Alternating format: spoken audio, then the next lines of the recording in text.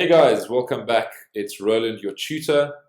Today we'll be discussing simultaneous equations again, another word problem as I mentioned before in one of the previous videos. These guys are pretty difficult, but if you learn the exact methods of how to tackle them, they actually become really easy and they become those sort of 5-mark easy questions for you. Otherwise, if you don't learn them properly, they can be those 5-mark nightmares. So it's very important that you get into this. Do a lot of examples. I will be uploading more examples about this sort of topic and others as we go forward.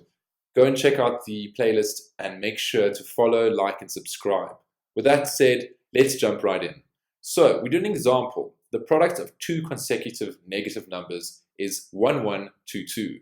So let's find the two integers. So you've got two integers and the product of them is 1122. So first step, we know you need to assign your variables to unknown quantities. If you aren't aware of this, go and watch the previous video or the video that comes before that. It's called Word Problems 1 or Word Problems 2. So let the first integer be n, right? Let the second integer be n plus 1 because they are following consecutively, meaning that you'll have like 8 and 9. So you'll have 8 times 9 gives you what, 72. So the easiest way to write that would be, 8, then 8 plus 1. So you could say n and n plus 1. Very simple way to explain it. So let's set up an equation. That's our step 2 always. So we say, let's say for instance again, we said 8 times 9. In this case, we have n times n plus 1. And then that equals 1122. Third step, let's look at it. We expand and solve for n. Quite simply put, it's n times n becomes n squared. But remember what we've said before, make sure to rewrite your equation. Teachers love seeing this. So you've got n times n is n squared, n times 1 is n. You've got n squared plus n. You bring the 1122 across. Make sure, because it's a positive on the right, when it jumps over the equal sign, it becomes a negative. So therefore, you've got a quadratic equation. You then use the cross method. If you are unaware of what the cross method is, please go check out one of the previous videos in this playlist. What you do is you've got your n squared. You say n times n becomes n squared. So you put your n on the top, n on the bottom. Your prime factors are, or not your prime factors, but your factors of 1122 that I found quickly are 33 and 34. I'm just looking at numbers that follow suit.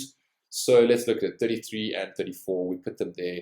N times 33 and n times 34 gets you 33n and 34n. What do we need to find? It's our middle term, all right? Our middle term is n. So how do we get that? We have to have a positive 34 and a negative 33. 34 minus 33 gets you a single n. So therefore the negative carries through into the bracket and the positive carries through to the bottom bracket.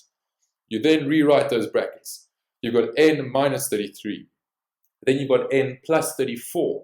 This is all equal to 0. So therefore we expand somewhat and we say n minus 33 is equal to 0.